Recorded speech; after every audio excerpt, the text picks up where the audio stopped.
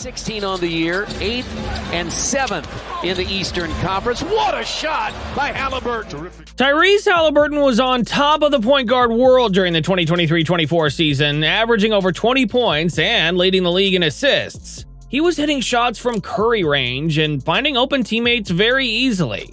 But all of that changed in 2024 when he wasn't playing at an all-star level. Before you know it, people all over the league were calling him overrated. But he got the last laugh when he led the Indiana Pacers to the championship series. This is the rise, fall, and rise again of Tyrese Haliburton. When it comes to some of the best point guards in the league, Haliburton has everything you need. He's 6'5", can see over the defense, hit outside shots, and make sick passes. That's why the Indiana Pacers sacrificed all-star big man Domantas Sabonis in a trade involving the Sacramento Kings. They wanted Haliburton to be the point guard of the future for their franchise after seeing him balling out in his second season with the Sacramento Kings. They were willing to build around this man, and it worked out.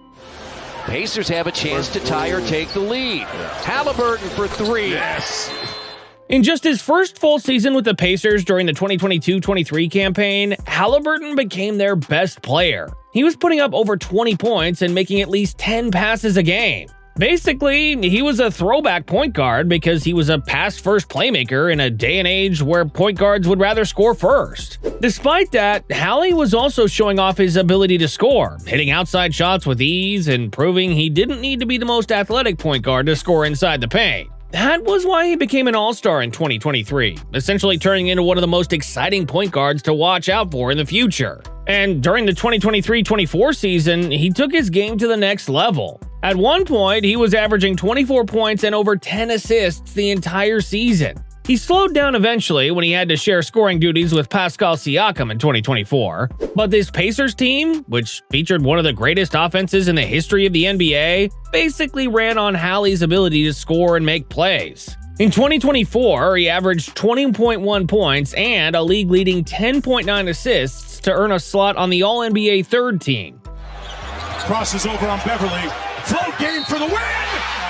Basically, he was one of the 15 best players in the NBA that season, and he proved it by taking the Pacers to the Eastern Conference Finals, where they lost to the Boston Celtics in a 4-game series that was closer than people realized. So, after making the All-Star team twice in a row and elevating his game to All-NBA level, Haliburton was on top of the world. There were only a few point guards legitimately better than him, but the consensus belief was that he was steadily becoming the league's best point guard. That was one of the reasons why he was given a slot in the 2024 Paris Olympics team, even though he barely played there. But Haliburton's rise came with a weird fall that made people wonder whether or not he was actually that good. He struggled with his shot during the early part of the 2024-25 season.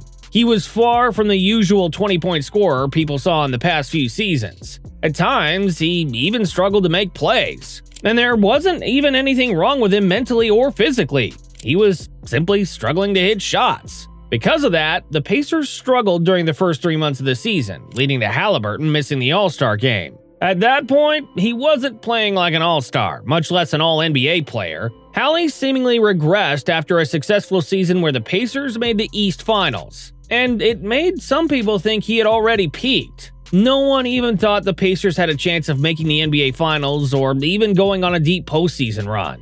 What made things worse was the fact that after he averaged 18.6 points and 9.2 assists that season, lower numbers than what he was averaging the past 2 seasons, he realized he had more haters in the league than he thought.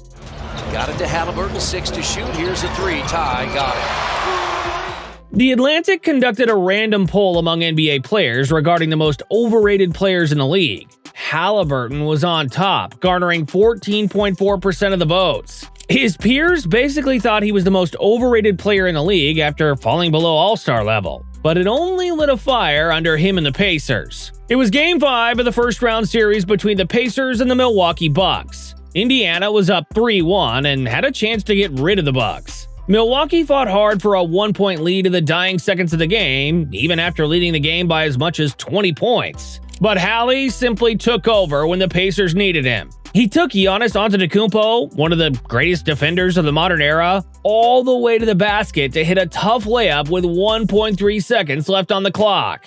Indiana held on and won the game and the series. And the highlight of that win was Haliburton posting on social media to say, "Overrated that." He wasn't done. Facing the Cleveland Cavaliers in the second round of the playoffs, the Pacers were supposed to lose that series. The Cavs were the second best team in the regular season and were on top of the East. They were the favorites to make it out of the Eastern Conference, even though they were facing an inspired and rejuvenated Pacers team. Indiana surprised everyone by winning Game 1. Then, in Game 2, the Pacers chipped away at a 20-point lead in what was a surprising comeback. With only a few seconds left, the Cavs were up 3 points, and Hallie drew a foul. He knew he wasn't going to be tying the game with his free throws. That was when he missed the second free throw intentionally, grabbed his own miss, and drained a step-back three-pointer with a second left on the clock to win the game for the Pacers. Indiana went on to beat the Cavs in an upset performance that series as they secured a return trip to the Eastern Conference Finals. But that wasn't the end of the Haliburton revenge tour. Lead in this series.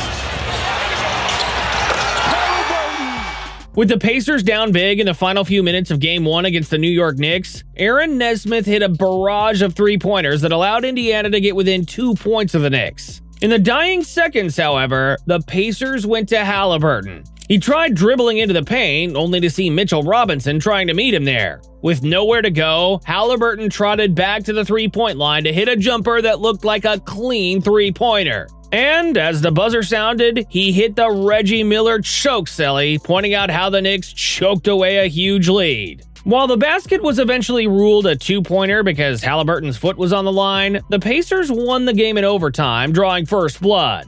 Had they not won that game, they probably wouldn't have won the series because this matchup went to 6 games. The Pacers won that matchup and went to the NBA Finals for the first time in more than 2 decades. At that point, Haliburton had already completed his sudden rise back to stardom after a rough start to the 2024-25 season. But he wasn't done yet. The finals featured a battle between the top-seeded Oklahoma City Thunder and the underdog Indiana Pacers. OKC was heavily favored to win this series, and they showed why they were the favorites when they took a huge lead early in Game 1. But the Pacers simply had a lot of dogs on that team. They chipped away at the lead to turn it into a 1-point game in favor of the Thunder with only seconds to spare. Of course, it was Hallie to the rescue again. He dribbled just inside the arc in the right three-point wing and pulled up for a long jumper over his defender to drain a two-pointer with 0.3 seconds left on the clock. He hit another game-winning shot to complete a Game 1 upset over the heavily favored Thunder. As Haliburton showed throughout the playoffs, regular season performances and stats don't always matter. Sure, he may have missed the All-Star game and was far from being an All-NBA player, but Hallie's incredible run during the 2025 playoffs as the Indiana Pacers' best player proved why playoff performances are sometimes more memorable than empty regular season stats. Basically, in a span of just a year, he rose to elite point guard status, regressed and fell down to overrated status, and eventually became one of the most clutch players in recent playoff history. That's the best way for a player to prove he's anything but overrated.